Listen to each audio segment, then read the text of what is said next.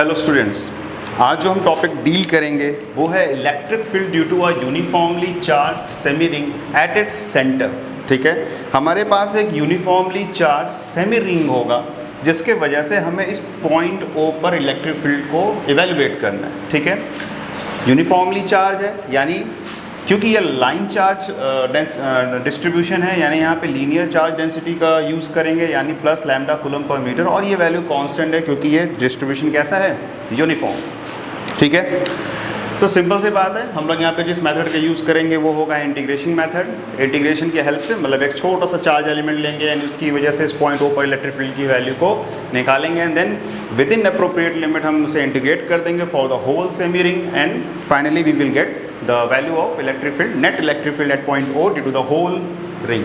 ठीक है, तो निकालते हैं। ठीक है, क्योंकि यहाँ पे चार्ज डिस्ट्रीब्यूशन यूनिफॉर्म है, इसका मतलब ये है कि ओवरऑल होल सेमी रिंग के लिए चार्ज पर यूनिट लेंथ वही होगा जो कि किसी भी छोटे से एलिमेंट की वजह से चार्ज पर यूनिट लेंथ होगा। यानी चार्ज पर यूनिट लेंथ की वैल्यू चाहे हम पूरे सेमी रिंग की वजह से बोलें या छोटे से एलिमेंट की वजह से बोलें, चार्ज पर यूनिट लेंथ की वैल्यू क्या होगी, कांस्टेंट, यानी सेम या फिक्स कह सकते हो। ठीक है, तो यहाँ पे एक हम चार्ज एलिमेंट ले लेते हैं, एज्यूम कर लेते हैं। मान लो यहाँ पे हमने एक चार्ज एलिमेंट ले लिया, ये हमारे लिए क्या है, चार्ज एलिमेंट। इसका लेंथ लेट कर लिया dl है। ठीक है, इसका एंगुलर पोजीशन जो कि O पे होगा वो मान लो थीटा पे जाके डी थीटा का हमने एक चार्ज एलिमेंट एज्यूम किया है। ठीक है, अब क्योंकि इस पे linear charge density lambda coulomb per metre है, यानी हम यहाँ पे बोल सकते हैं कि इस चार्ज एलिमेंट का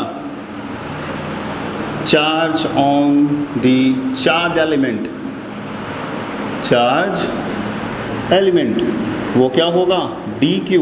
dq की वैल्यू क्या आनी चाहिए, लैम्डा इंटू dl।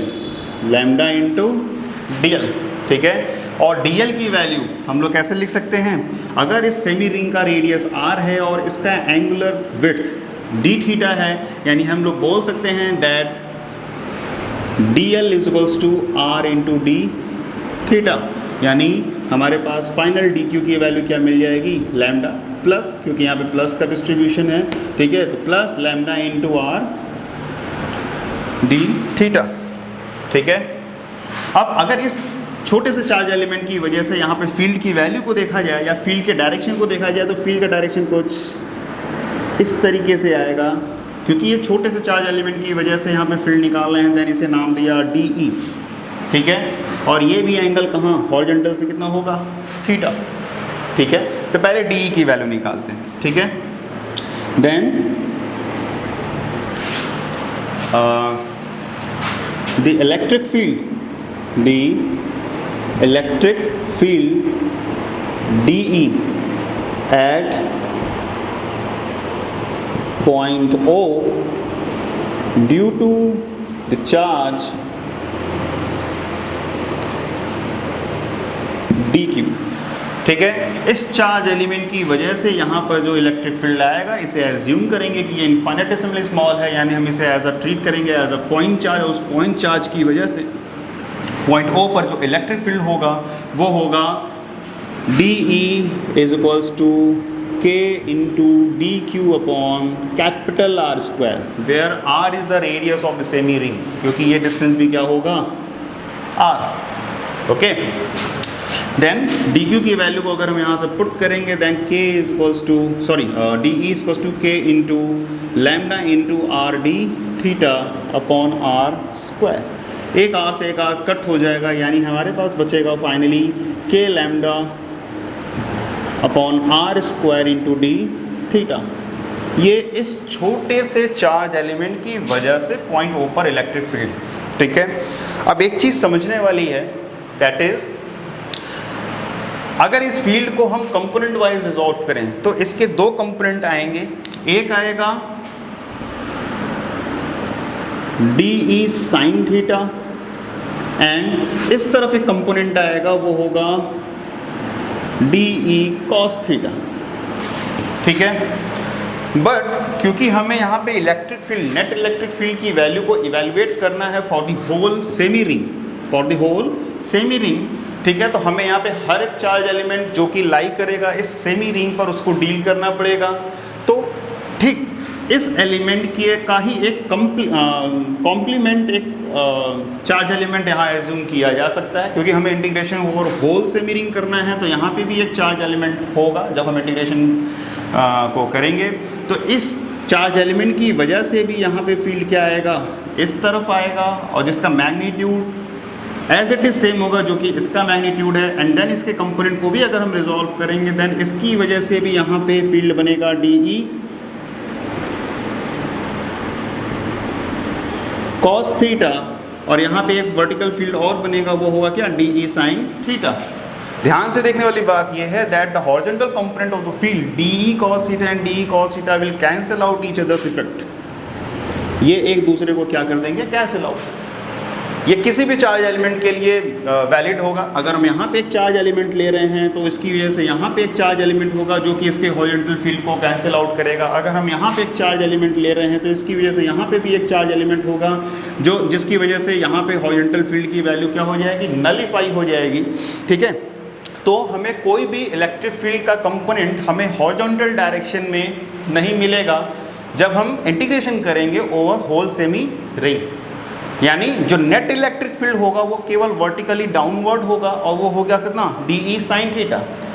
यानी टू इवेल्युएट द नेट या resultant electric field at point O due to the whole semi ring, हमें किस कंपोनेंट को केवल डील करना है, D E sine theta, which means to say the net electric field at point O due to the whole semi ring, due to the whole semi ring will be given by E net. E net is equals to integration of dE sin theta. ठीक है, dE sin theta। ठीक है, और with ये integration limit क्या होगा, for the whole semi ring. अभी limit set करेंगे। ठीक है, यहाँ से अगर हम डी ई की वैल्यू जो कि हमने ऊपर इवेल्युएट कर रखी है ऑलरेडी, वो निकाल के अगर हम पुट करें देन के लैम्डा बाई आर जो होगा वो होल रिंग के लिए फिक्स होगा, होल सेमी रिंग के लिए फिक्स होगा, तो वो इंटीग्रेशन के बाहर आ जाएगा। यानी K into lambda upon R integration of ये साइन थीटा इंटू, ठीक है, क्या ये सिंगल वेरिएबल इंटीग्रेशन है, क्या हम इसे प्रोसीड कर सकते हैं, कैसे कर सकते हैं, हमें कितने लिमिट के लिए करना है, for the whole semi ring. Whole semi ring के लिए थीटा की वैल्यू कहाँ से कहाँ तक वैरी करेगी, यहाँ से लेकर के यहाँ तक वैरी करेगी। यहाँ पे अगर हम स्टार्ट करेंगे तो यहाँ के लिए थीटा की वैल्यू 0 होगी, यहाँ के लिए थीटा की वैल्यू क्या होगी, 0 होगी, और यहाँ से यहाँ तक इंटीग्रेट करेंगे तो यहाँ पे थीटा की वैल्यू क्या होगी, पाई। यानी during the integration of that function from 0 to pi क्या हमारे पास पूरा का पूरा होल सेमी रिंग आ जाएगा। ठीक है, बस इसी को इंटीग्रेट कर दें then we will get our final answer. यानी E net will be K lambda by R. Sine theta का इंटीग्रेशन माइनस कॉस थीटा होता है, minus cos theta limit 0 to पाई।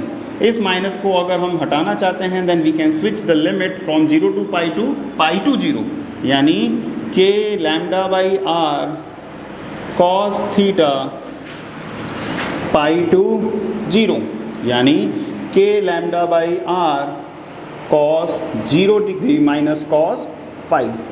ठीक है, कॉस 0 की वैल्यू 1, कॉस पाई की वैल्यू -1, यानी ये वैल्यू कितनी आ जाएगी, K lambda divided by R 1 minus of -1, since cos 0 की वैल्यू 1, कॉस पाई की वैल्यू -1। ठीक है, then finally we will have K lambda 1 + 1 यानी 2 के लैम्डा बाई आर। यानी किसी भी सेमी रिंग की वजह से फील्ड क्या होगा, 2 के लैम्डा बाई आर,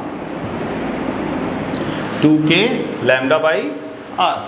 ठीक है, डायरेक्शन डाउनवर्ड, यानी किसी भी सेमी रिंग अगर वो पॉजिटिवली चार्ज रिंग है जिसका रेडियस क्या है जिसका रेडियस r है, उस पर अगर यूनिफॉर्मली चार्ज डिस्ट्रीब्यूशन है, पॉजिटिव चार्ज डिस्ट्रीब्यूशन है, देन इसकी वजह से इस सेंटर पे जो फील्ड आएगा वो कितना आएगा, डाउनवर्ड, और वो कितना आएगा 2k lambda by r। Okay, अगर यहाँ पे ऑन द अदर हैंड, अगर यहाँ पे निगेटिव चार्ज सेमी रिंग होता, सेमी रिंग है बट उस पर अब यूनिफॉर्मली नेगेटिव चार्ज डिस्ट्रीब्यूशन है, अभी भी लैम्डा कूलम्ब पर मीटर जो है वो कांस्टेंट ही है, जिसका रेडियस क्या है, r है। O पर इलेक्ट्रिक फील्ड को हम इन्वेस्टिगेट करना चाहते हैं, फिर से magnitude 2k lambda by r ही होगा, बट अब ये क्या हो जाएगा, वर्टिकली अपवर्ड, यानी E नेट की value 2k lambda by r। Okay, hope ये आप लोगों को समझ में आ गया होगा, ठीक है। यानी किसी भी यूनिफॉर्मली चार्ज सेमी रिंग की वजह से उसके सेंटर पर इलेक्ट्रिक फील्ड क्या आ जाएगा, 2k lambda by r। Away होगा फ्रॉम द रिंग अगर distribution will be positive, distribution was positive, और टुवर्ड्स द रिंग होगा, टुवर्ड्स द सेमी रिंग होगा if the distribution was negative but uniformly distributed. Okay, यहाँ पे एक चीज़ और important है, अगर हम यहाँ पे हमने बोला रहा कि यहाँ पे horizontal component of the electric field जो होगा वो कैंसिल आउट हो जाएंगे due to the whole charge elements of the semi ring. इसे मैथमेटिकली भी देखा जा सकता है। मैथमेटिकली कैसे देखा जा सकता है, बस एक काम करो, तुम बस खाली DE cos theta, DE cos theta for the whole ring, whole semi ring, whole semi ring निकाल करके चेक कर लो, ये वैल्यू फॉर श्योर 0 ही आएगी। इसका मतलब ये है कि हॉरिजॉन्टल डायरेक्शन में कोई फील्ड नहीं होगा। इसकी वैल्यू रखोगे क्या आ जाएगा, k lambda by r into d theta. अगर इसे हम आगे प्रोसीड भी करना चाहते हैं, ठीक है, देन ये क्या आ जाएगा, integration of k lambda by r cos theta into d theta, ठीक है। k लैम्डा बाई r की वैल्यू बाहर आ जाएगी इंटीग्रेशन के, then cos theta into d theta, और इसे इंटीग्रेट कर दो 0 to पाई, क्योंकि 0 to पाई एंगल के लिए हमारे पास पूरा होल सेमी रिंग आ जा रहा है, ठीक है। एंड देन इस वैल्यू को जब इवैल्यूएट करोगे तो फॉर श्योर ये वैल्यू क्या आएगी, 0। ये क्या इंडिकेट कर रहा है कि there is no horizontal component of the field due to the whole semi ring. Okay, बस ये लॉजिकल अप्रोच था समझने के लिए, वो मैथमेटिकल अप्रोच है समझने के लिए, ठीक है। हॉरिजॉन्टल डायरेक्शन में, इस डायरेक्शन में कोई भी फील्ड का कंपोनेंट नहीं आएगा, केवल वर्टिकली डाउनवर्ड ही फील्ड आएगा। ओके, अब जो हम नेक्स्ट टॉपिक डील करेंगे वो है electric field due to a uniformly charge ring at its axial point. किसी भी यूनिफॉर्मली चार्ज रिंग की वजह से उसके एक्सियल पॉइंट पे, जो कि x डिस्टेंस है फ्रॉम इट्स सेंटर, ठीक है, उस पॉइंट P पर हमें इलेक्ट्रिक फील्ड की वैल्यू को इवैल्यूएट करना है, ठीक है। फिर से वही हम इंटीग्रेशन मेथड का ही अप्रोच के हेल्प से ही इसको हम निकालेंगे, इवैल्यूएट करेंगे, ठीक है। तो इसके लिए क्या करेंगे, एक छोटा सा चार्ज एलिमेंट मान लो, ठीक है, एक छोटा सा चार्ज एलिमेंट मान लेंगे and then we can integrate. एक छोटा सा चार्ज एलिमेंट अगर हमने यहाँ पे मान लिया, अगर हमने यहाँ पे एक छोटा सा चार्ज एलिमेंट लेट कर लिया, ठीक है, मान लो ये लेंथ कितना है dl, ठीक है, और इस क्योंकि ये इन्फिनिटेसिमली स्मॉल है तो इसे एज अ ट्रीट करेंगे एज अ पॉइंट चार्ज। इस पॉइंट चार्ज की वजह से पॉइंट P पर जो इलेक्ट्रिक फील्ड होगा वो निकालेंगे एंड देन हम उसे इंटीग्रेट करेंगे, ठीक है। तो इस पॉइंट चार्ज का इस पॉइंट P यानी पॉइंट ऑफ ऑब्जर्वेशन से जो डिस्टेंस होगा वो निकालने के लिए क्या करेंगे, यहाँ से एक लाइन ड्रॉ करेंगे, ठीक है, by using the Pythagoras theorem. R है, ये X है, ये एंगल 90 डिग्री है, देन अगर हमने इसे लेट कर लिया R, देन R को हम लोग ईजिली लिख सकते हैं r² प्लस x² पावर 1/2, ठीक है। और इस चार्ज एलिमेंट की वजह से यहाँ पे जो फील्ड आ रहा होगा वो क्या होगा, क्योंकि ये पॉजिटिव डिस्ट्रीब्यूशन है, ये क्या आएगा DE, और अगर ये एंगल थीटा है फ्रॉम द हॉरिजॉन्टल, देन ये एंगल भी क्या आएगा, थीटा। ओके, एंड इस पे, इस रिंग पे जो टोटल चार्ज है वो क्या है, Q। इस पूरे के पूरे रिंग पर जो टोटल चार्ज है वो क्या है, Q। और इस पे जो डिस्ट्रीब्यूशन है वो क्या है, लैम्डा कूलम पर मीटर, क्योंकि ये एक लाइन चार्ज डिस्ट्रीब्यूशन है तो इस पे लीनियर चार्ज डेंसिटी का यूज होगा, यानी लैम्डा कूलम पर मीटर, और ये वैल्यू क्या होगी, कांस्टेंट, यानी यूनिफॉर्म डिस्ट्रीब्यूशन। ठीक है, यानी इजीली हम कह सकते हैं कि charge per unit length for the whole ring same होगा इस चार्ज एलिमेंट की वजह से भी चार्ज पर यूनिट लेंथ के लिए। ठीक है, मतलब अगर हम बोलें कि लैम्डा क्या होगा, अगर हम पूरे रिंग के लिए बात कर रहे हैं तो वो होगा Q total charge per unit length 2 pi r, और ये same as it is equal होगा इस करंट इस चार्ज एलिमेंट के लिए। इस चार्ज एलिमेंट में लेट कर लिया चार्ज कितना है, इस चार्ज एलिमेंट में चार्ज कितना है, लेट कर लिया dq। ठीक है, देन इस चार्ज एलिमेंट के लिए भी चार्ज पर यूनिट लेंथ की वैल्यू भी एज इट इज यही होगी, यानी हम बोलेंगे क्या, that is dq is equals to dq divided by dl। यहाँ से हम इजीली इवेल्युएट कर सकते हैं, हमारे लिए dq की वैल्यू क्या आ जाएगी, q upon 2 pi r into dl। This much charge is the charge on charge element. ठीक है, इसे हम यूनिटरी मेथड से भी निकाल सकते हैं, इजीली निकाल सकते हैं। यूनिटरी मेथड कैसे यूज़ किया जाता है, ये केवल तभी यूज़ करेंगे जब डिस्ट्रीब्यूशन कैसा होता है, यूनिफॉर्म होता है, यानी कि 2 पाई r लेंथ में चार्ज कितना है, Q, देन यूनिट लेंथ में कितना होगा, चार्ज कितना होगा, Q upon 2 pi r, then dl length, जो कि लेंथ है किसका, चार्ज एलिमेंट का, देन dl लेंथ में चार्ज कितना होगा,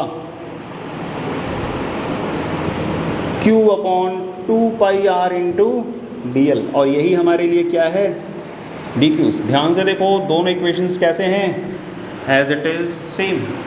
ठीक है, अगर इस छोटे से चार्ज एलिमेंट की वजह से अगर हम पॉइंट P पर इलेक्ट्रिक फील्ड निकालना चाहते हैं और छोटे से चार्ज एलिमेंट की वजह से निकाल रहे हैं, देन हमने इसे नाम दिया क्या, DE, और इस DE की वैल्यू को अगर निकाला जाए, that is the electric field DE at point P due to the charge element या due to the charge dq will be DE is equal to क्या आएगा, इसे एज्यूम करेंगे एज अ पॉइंट चार्ज की वजह से पॉइंट P पर electric field क्या आ जाएगा, K into DQ upon r square, small r square, ये स्मॉल r है।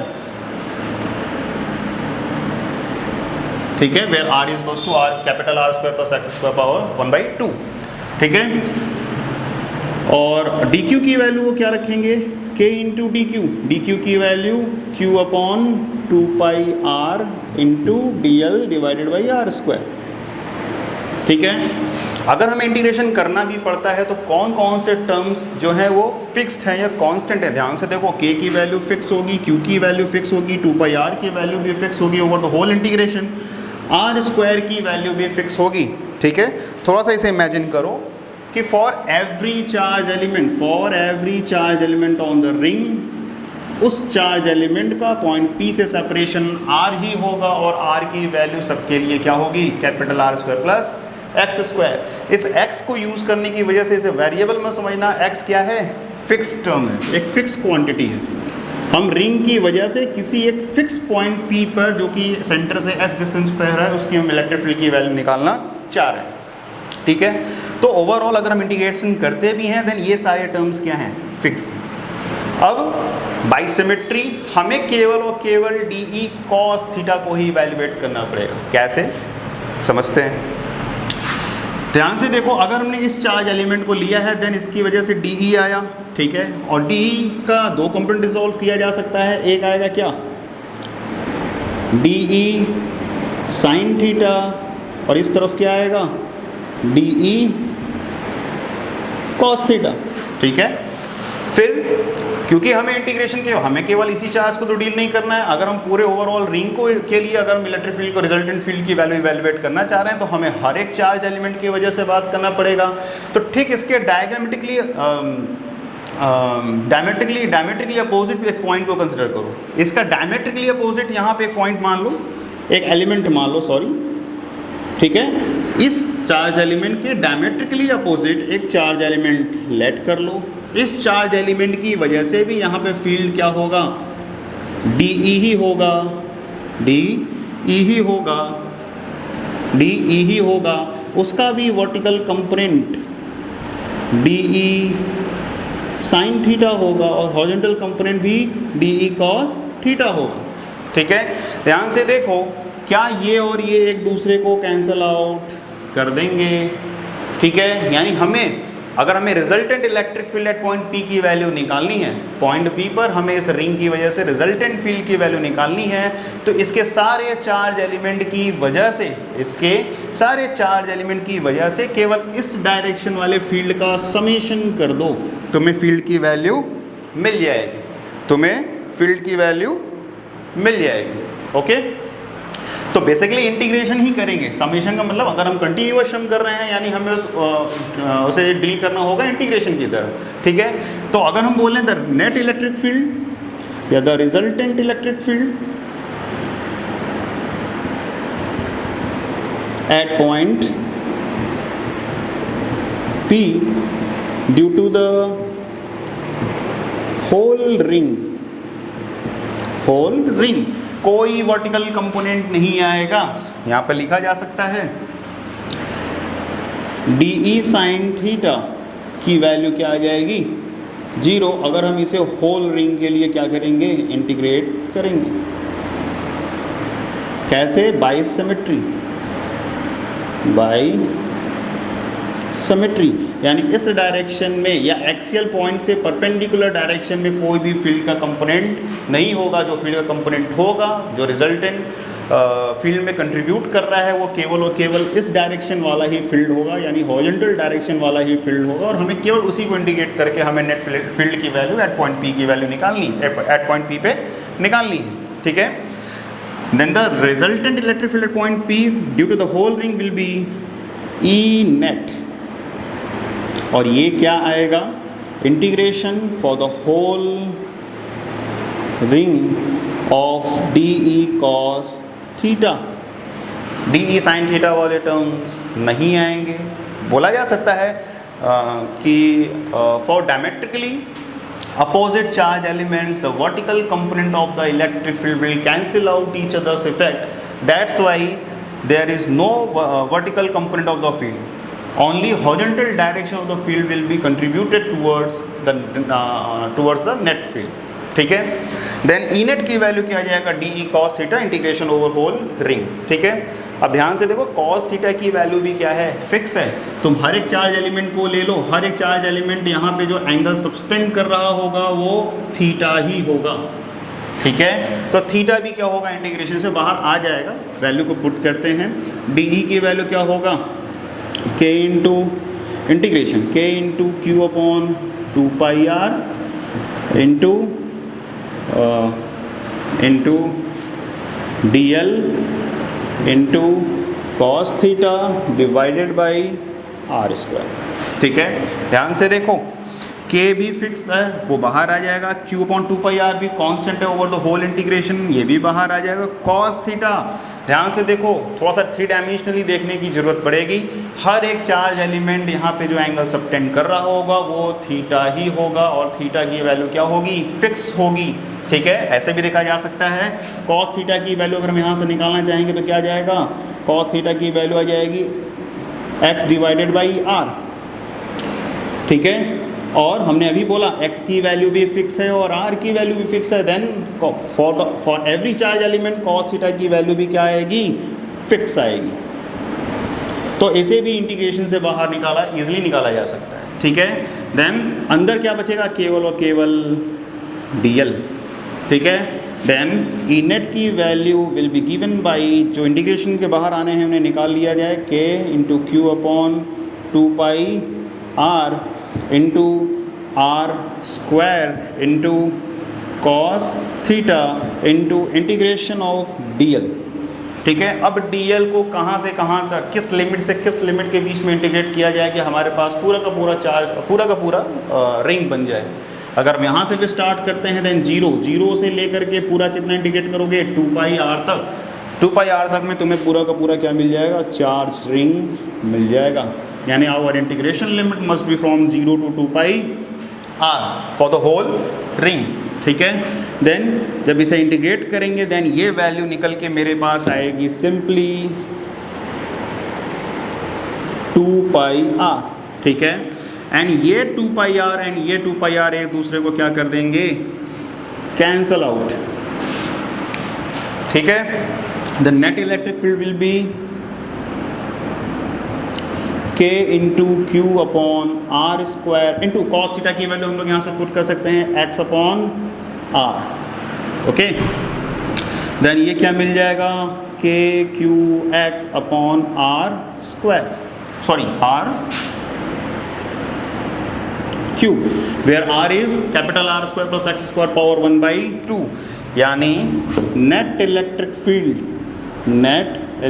Field at point P due to ring will be k into q into x divided by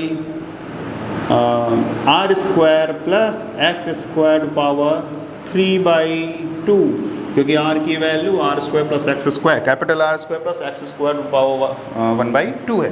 यानी ये हमारा main formula हुआ electric field due to the charge ring at its axial point, uniformly charge ring at its axial points, ठीक है। अब इसमें कुछ special cases होते हैं, ठीक है। स्पेशल केसेस क्या होते हैं, आई होप ये आप लोगों को समझ में आ गया होगा, ठीक है। एक चीज़ और समझ लो, अगर मेरे पास ये हमने लिया रहा पॉजिटिवली चार्ज रिंग, अगर मेरे पास एक पॉजिटिवली चार्ज रिंग है, अगर मेरे पास एक पॉजिटिवली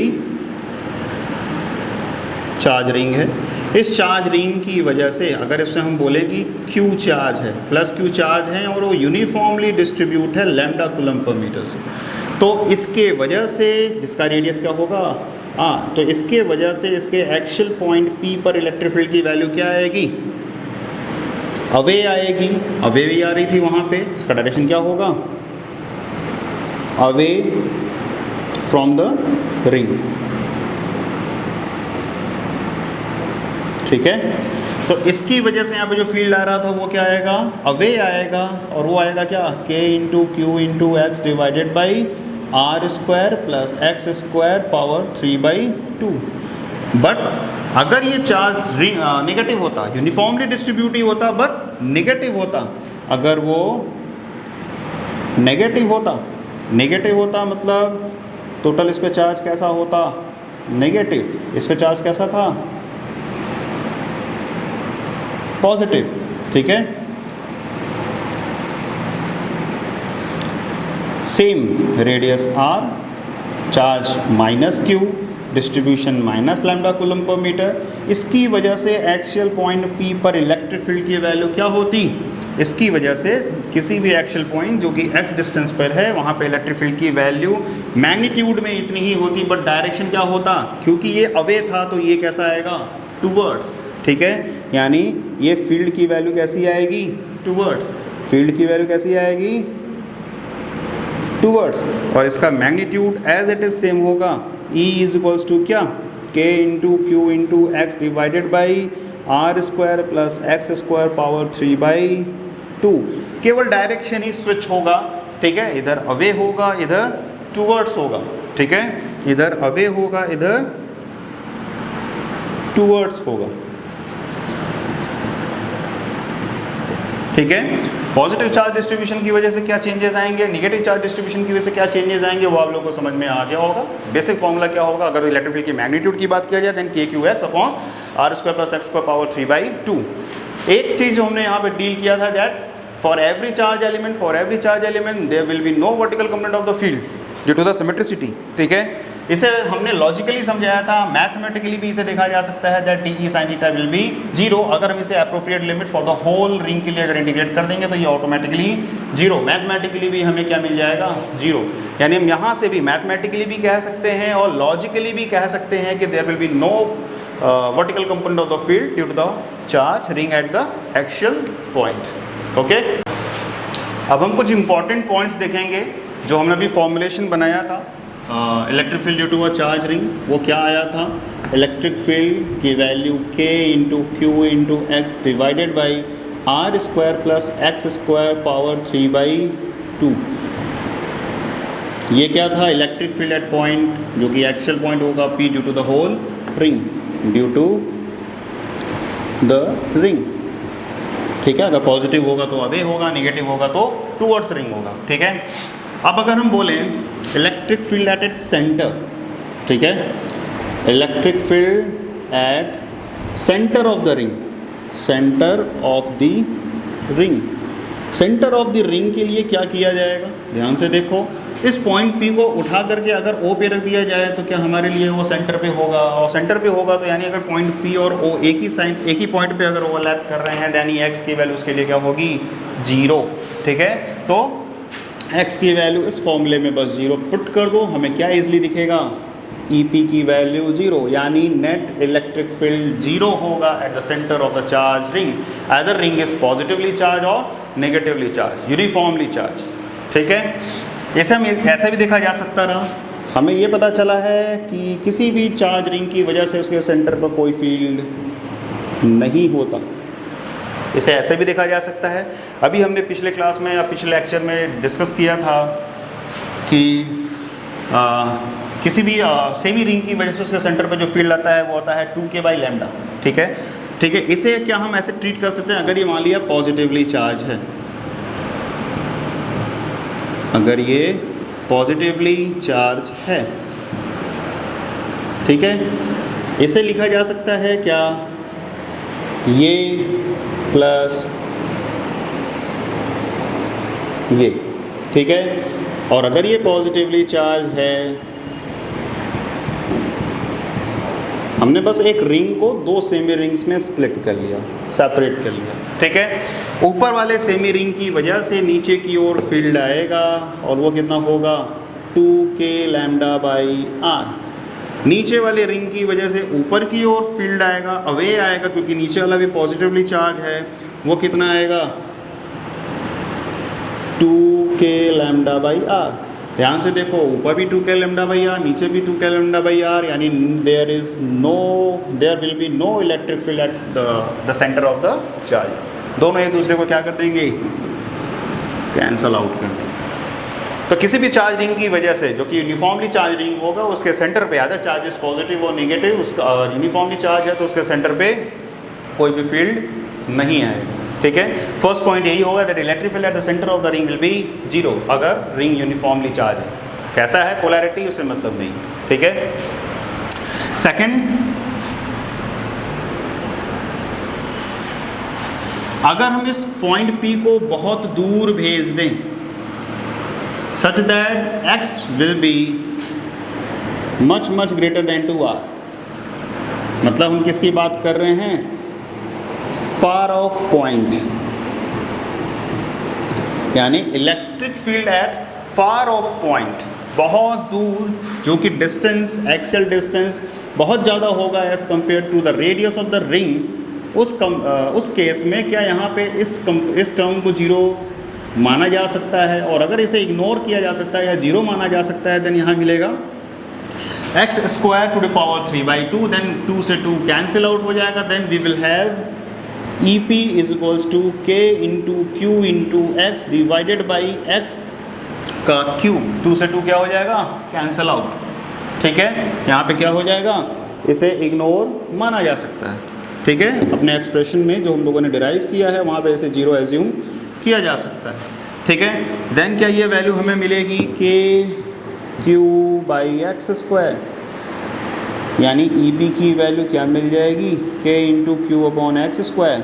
ध्यान से देखो, क्या ये इलेक्ट्रिक फील्ड का एक्सप्रेशन एक पॉइंट चार्ज की वजह से, जिस पे चार्ज q है, उसकी वजह से किसी x डिस्टेंस पर इलेक्ट्रिक फील्ड का एक्सप्रेशन है, ठीक है।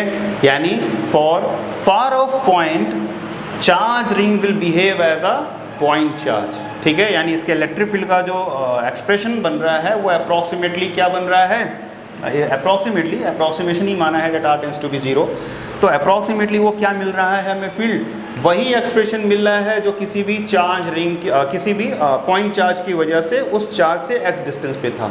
यानी for far off point P for which x is much greater than to r, charge ring behaves as a point charge, okay.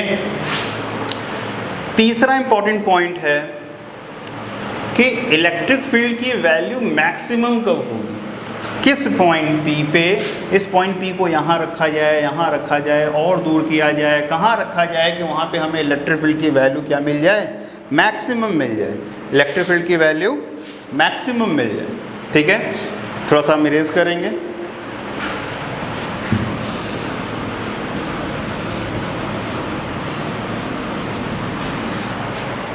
ध्यान से देखो, वेरिएबल, अब हमारे लिए वेरिएबल क्या होगा, x। हमें उस पॉइंट को पता करना है जहाँ पे इलेक्ट्रिक फील्ड की वैल्यू मैक्सिमम होगी, यहाँ पे कुछ और होगी, यहाँ पे कुछ और होगी, यहाँ पे कुछ और होगी, यहाँ पे कुछ और होगी। तो इस केस में हमारे लिए वेरिएबल क्या होगा, x। हम पॉइंट P को ही वेरी कर रहे हैं, ठीक है, टू इन्वेस्टिगेट कि कहाँ पे हमें इलेक्ट्रिक फील्ड की वैल्यू मैक्सिमम मिल रही है, ठीक है। तो मैक्सिमम मिलने के लिए क्या E is a function of x, ठीक है। और मैथमेटिकली किसी भी फंक्शन का मैक्सिमा या मिनिमा निकालने के लिए उसे फर्स्ट हैंड डेरिवेटिव किया जाता है, देन फर्स्ट टाइम जो डेरिवेटिव करेंगे उसे इक्वेट किया जाता है 0 से, तो हमें एक एक्सट्रीम पॉइंट मिलता है। उस एक्सट्रीम पॉइंट को फर्दर चेक किया जाता है कि किस पॉइंट पर मैक्सिमा हो रहा है, मिनिमा हो रहा है, तो उसे फर्दर ट्वाइस डिफरेंशिएशन किया जाता है, और अगर वो वैल्यू रखने पर पॉजिटिव आती है या निगेटिव आती है, उस केस के अकॉर्डिंगली यहाँ पे डील किया जाता है। हम एक ब्रीफली समझा देते हैं, ठीक है, कैसे। सबसे पहले ई मैक्सिमम की वैल्यू हमें निकालनी है, ई वैल्यू मैक्सिमम की वैल्यू निकालनी है, और वो भी निकालना है कि वो कहाँ पे मैक्सिमम होगा, eight which point E will be maximum. कुछ नहीं करना है, सबसे पहले क्या करो, D E by D x निकालो, ठीक है। D E by D x अभी आप लोग का टास्क है, आप लोग निकालोगे, हम केवल यहाँ पे रख दे रहे हैं, ठीक है। D by D x exact differentiation of function k q x divided by are square plus x square power 3/2, ठीक है। इसको निकालो, इसे इक्वेट करो 0 से, देन हम फाइनल सॉल्यूशन लिख रहे हैं दैट x की वैल्यू क्या आ जाएगी, प्लस माइनस r/√2, ठीक है। और यही वो दो पॉइंट्स हैं जहाँ पर फील्ड की वैल्यू क्या होगी, मैक्सिमम। ये चेक कैसे किया जा सकता है, बहुत ज़्यादा मैथ्स में नहीं जा रहे हैं। इन दोनों वैल्यूज़ को D square E by D X square, पहले D square E by D X square निकाल लेते हैं, देन इन दोनों वैल्यूज़ को वहाँ पर रखा जाता है, और इन दोनों ही के लिए ये वैल्यू कैसी आती है, नेगेटिव। मैथमेटिक्स के स्टूडेंट मैक्सिमम मिनिमा के टर्म्स को अच्छे से समझते हैं, ठीक है, कि अगर ये वैल्यू निगेटिव आती है यानी वो function x equals to plus minus r/√2 पे क्या होगा, अपना मैक्सिमम वैल्यू अचीव करेगा, ठीक है। तो हम पहले से बस खाली हम एक आइडिया दे दे रहे हैं दैट x की वैल्यू प्लस माइनस r/√2 पे ये वैल्यू क्या आएगी, e की वैल्यू क्या होगी, मैक्सिमम। इस वैल्यू पे e की वैल्यू क्या होगी, मैक्सिमम। और अगर इस वैल्यू को हमने यहाँ पे पुट कर दिया तो हमें क्या मिलेगा, उस मैक्सिमम इलेक्ट्रिक फील्ड की वैल्यू मिल जाएगी, ठीक है। We will get the maximum value of that electric field at these points, ठीक है। यानी ई मैक्स की वैल्यू कैसे मिलेगी, जो ई पी जो कि फंक्शन था एक्स का, वहाँ पे अगर, ठीक है, देन हमें ई मैक्सिमम की वैल्यू कैसे मिलेगी, इस फॉर्मूले में x के जगह पे प्लस माइनस r/√2 रख के देख लो, and that will be the maximum value of electric field at actual point. जहाँ एक्सेल पॉइंट का सेपरेशन क्या होगा, ±r/√2 फ्रॉम इट्स सेंटर। ठीक है, रखने के बाद फाइनल वैल्यू क्या मिलेगी वो भी आप लोगों को बस याद करना है। ठीक है, देन ई मैक्सिमम की वैल्यू क्या निकलती है, रख के देख लेना, आप लोग चेक कर सकते हो। 2 times of k q by a, sorry 2 times of k q by r square 3 to the power 3 by plus minus. ठीक है, क्योंकि यहाँ पे प्लस माइनस के लिए 2 वैल्यूज़ मिल रही हैं, देन यहाँ पे इलेक्ट्रिक फील्ड की वैल्यू भी प्लस माइनस मिल रही है। प्लस माइनस की वजह से ये नहीं होगा कि मैग्नीट्यूड कम और ज़्यादा हो जाएगा, प्लस माइनस ये इंडिकेट करता है कि डायरेक्शन ऑफ इलेक्ट्रिक फील्ड जो हो जाएगा वो स्विच हो जाएगा एक दूसरे से। इसको अगर हम ग्राफिकली अगर हम प्लॉट करना चाहें, ठीक है, ग्राफिकली अगर हम प्लॉट करना चाह रहे हैं तो ये हमारा इलेक्ट्रिक फील्ड है, ये हमारा एक्स है, ठीक है, और ये हमारा इलेक्ट्रिक फील्ड है। ये क्या होगा, सेंटर, ये ओ है हमारा। ठीक है, सेंटर पर इलेक्ट्रिक फील्ड की वैल्यू क्या थी, 0। सेंटर पर इलेक्ट्रिक फील्ड की वैल्यू क्या थी, 0, और प्लस r/√2 पे एंड माइनस r/√2 पे। मैक्स फील्ड की वैल्यू क्या होगी, मैक्सिमम। फील्ड की वैल्यू क्या होगी, मैक्सिमम, तो वो मैक्सिमम होगी। यहाँ पॉजिटिव होगी, यहाँ नेगेटिव होगी, मतलब कि यहाँ पे, यहाँ से देखो प्लस r/√2 यहाँ पे होगा, माइनस r/√2 इस साइड होगा। प्लस r/√2 के लिए फील्ड की वैल्यू इस तरफ आएगी तो पॉजिटिव, माइनस r/√2 के लिए फील्ड की वैल्यू कहाँ आएगी, उस तरफ आएगी, दैट मीन्स वो हमारा क्या होगा, नेगेटिव। ठीक है, तो डायरेक्शन की वजह से पॉजिटिव एंड नेगेटिव आ रहा है, मैग्नीट्यूड्स की वजह से नहीं आ रहा है। ठीक है, तो ये पॉजिटिव फील्ड, ये नेगेटिव फील्ड। ठीक है, एंड देन अगर हम इसका ग्राफ प्लॉट करें तो इसका ग्राफ कुछ बनेगा। ठीक है, यहाँ पे भी अगर हम प्लॉट करें तो ठीक है, ये हमारा क्या होगा, ये वैल्यू हमारी क्या आएगी, प्लस ई मैक्स, और ये वैल्यू क्या आएगी हमारे लिए, माइनस ई मैक्स, और ई मैक्स की value 2kq upon 3 to the power 3/2 divided by into r square. Okay, ये इसका ग्राफ होगा। काफ़ी पूछा जाता है ये ग्राफ, काफ़ी पॉपुलर ग्राफ है। ठीक है, ठीक है, अब हम लोग कुछ एग्जांपल्स देखेंगे जो हम लोगों ने इलेक्ट्रिक फील्ड की वैल्यूज़ डिफरेंट ऑब्जेक्ट्स के लिए निकाल रखी है। Electric field due to a straight charge wire, due to a ring, due to a semi ring, ये सभी के एग्जांपल्स हम देखेंगे। ठीक है, पहले हम थोड़े से फॉर्मूले रिवाइज करा दे रहे हैं। For straight wire, electric field horizontal, electric field vertical. Electric field horizontal का जो वैल्यू निकल के आया था वो निकल के आया रहा k(λ/d) sin θ1 प्लस sin θ2। ठीक है, ये था k(λ/d) cos θ2 minus cos θ1। Okay, अगर हम बात करेंगे due to a charge ring, तो किसी भी एक्सियल पॉइंट पे जो फील्ड की वैल्यू थी वो थी k × q × x divided by r square plus x square power 3/2। ठीक है, कुछ एग्जांपल्स देख लेते हैं जल्दी जल्दी। यहाँ पे याद रखना हमने क्या बताया था, d की वैल्यू क्या होगी, θ1 क्या होगा, θ2 क्या होगा, फिर से मेमोराइज करा देते हैं। d की value perpendicular distance of the point of observation with respect to the wire था।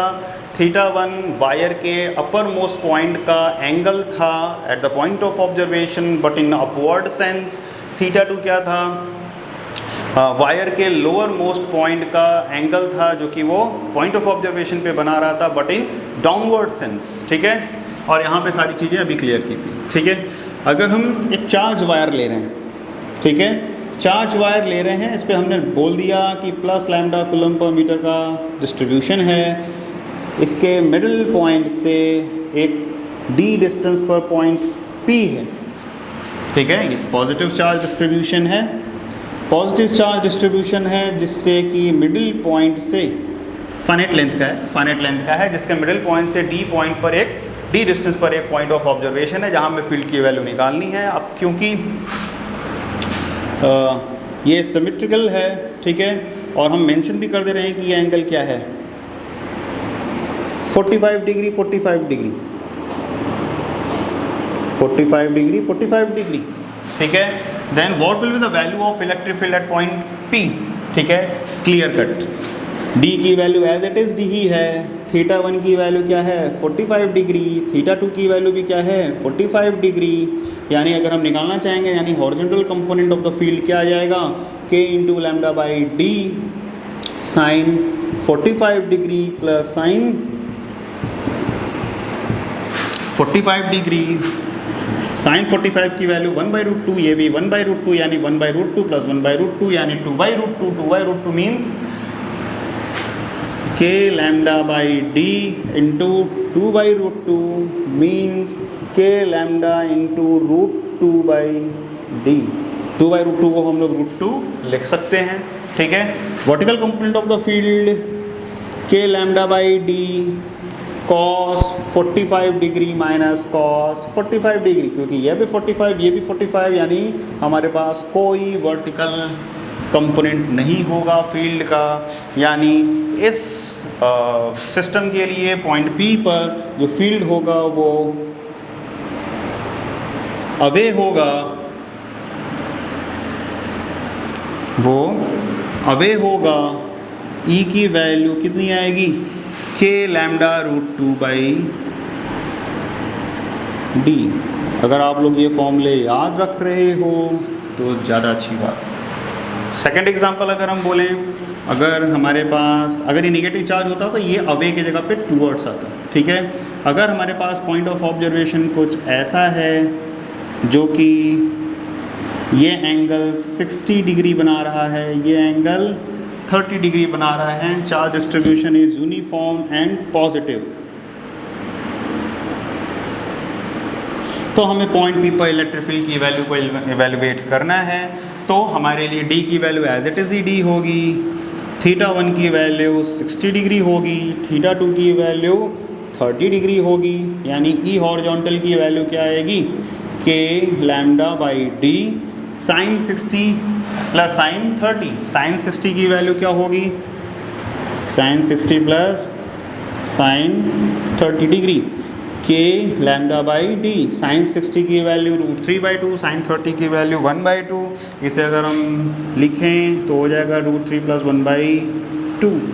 सिमिलरली अगर हम ये वर्टिकल की वैल्यू निकालना चाहें then K lambda by d cos theta 2 की वैल्यू 30 डिग्री है, यानी cos 30 degree minus cos 60 degree, ये वैल्यू कितनी आएगी K lambda by d cos 30 की वैल्यू √3/2 एंड cos 60 की वैल्यू कितनी होगी cos 60 की वैल्यू 1/2, यानी क्लियर कट √3 माइनस 1/2, यानी पॉइंट P पर हमारा फील्ड कैसा आया है E हॉरिजॉन्टल ये है, E वर्टिकल ये है, then net electric field will be given by E net √ओवर E horizontal square plus E vertical square. बस इन दोनों वैल्यूज़ को यहाँ पे स्क्वायर करके सम करके रूट ले लेंगे, देन हमें फाइनल वैल्यू मिल जाएगी। ओके, एक एग्जांपल और करते हैं।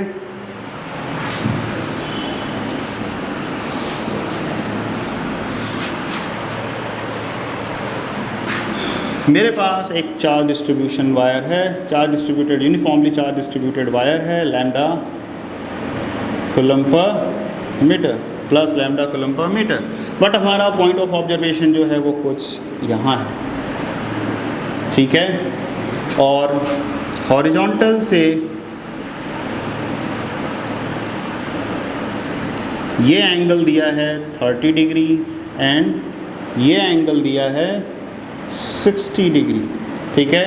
एंड ये सेपरेशन दिया है 1 metre. Then what will be the value of electric field at point P, ठीक है। बस केवल कॉन्सेप्ट को अच्छे से समझो।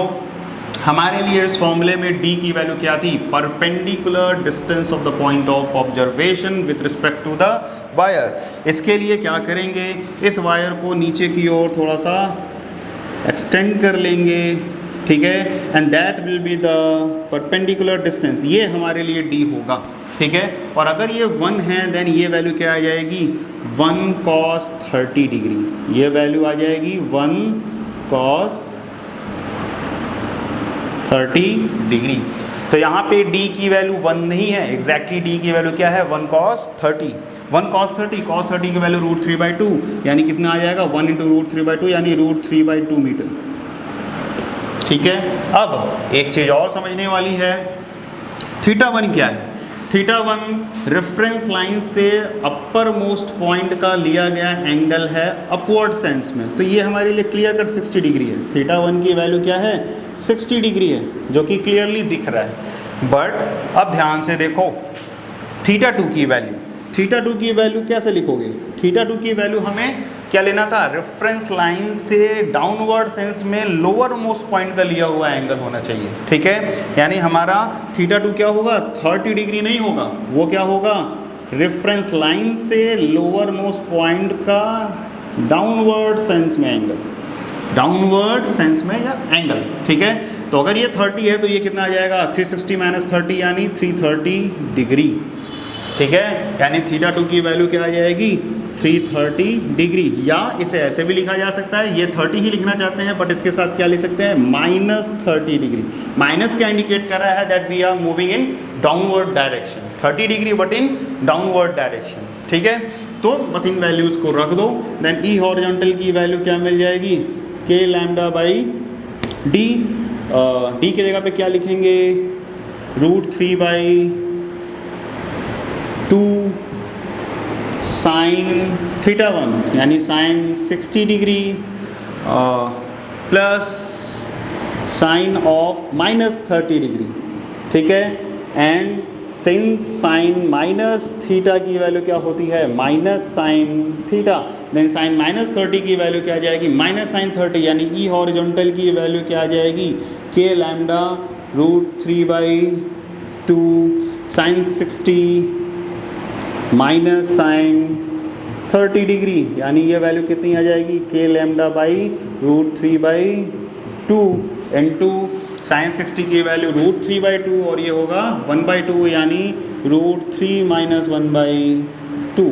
सिमिलरली अगर हम निकालना चाहें ई वर्टिकल की वैल्यू क्या आ जाएगी k λ/d, d की जगह पे √3/2 cos θ2 यानी cos -30 degree minus cos 60 degree.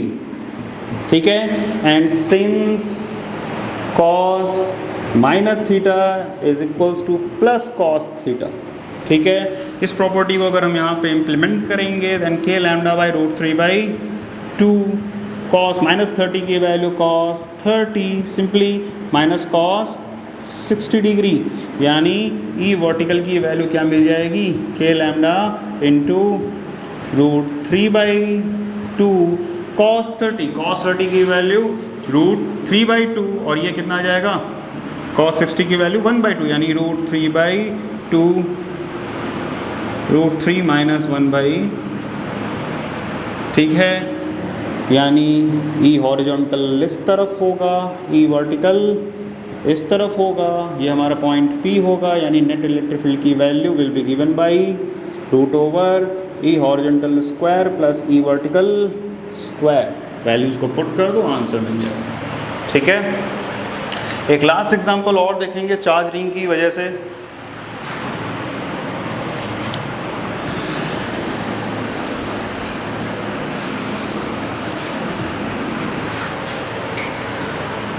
मान लिया कि मेरे पास एक चार्ज रिंग है, ठीक है, टोटल चार्ज इस पे +2 है और वो यूनिफॉर्मली डिस्ट्रीब्यूटेड है, यूनिफॉर्मली डिस्ट्रीब्यूटेड है। ठीक है, जिसका रेडियस r है, इसके एक्सियल पॉइंट पे x डिस्टेंस पर एक पॉइंट P है जहाँ पर एक टेस्ट चार्ज रखा गया है। ठीक है, अगर तुमसे पूछा जाए what will be the force on the test charge, ठीक है, तो सिंपल से हम लोग कॉन्सेप्ट यूज़ कर सकते हैं कि अगर कोई एक चार्ज किसी भी एक्सटर्नल इलेक्ट्रिक फील्ड में प्रेजेंट होता है, क्योंकि ये पॉजिटिव है, तो इस पे फोर्स क्या लगता है F = QE।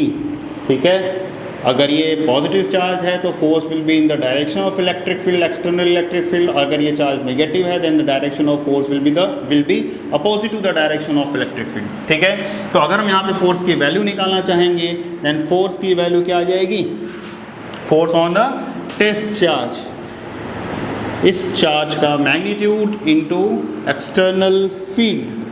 और यहाँ पे फील्ड होगा किसकी वजह से, इस चार्ज रिंग की वजह से, और वो कहाँ होगा, अवे होगा, और उस फील्ड की वैल्यू क्या होगी, K Q x upon are square plus x square power 3/2, यानी फोर्स ऑन क्यू नॉट की वैल्यू क्या आ जाएगी, Q not into K Q X divided by are square plus x square power 3/2।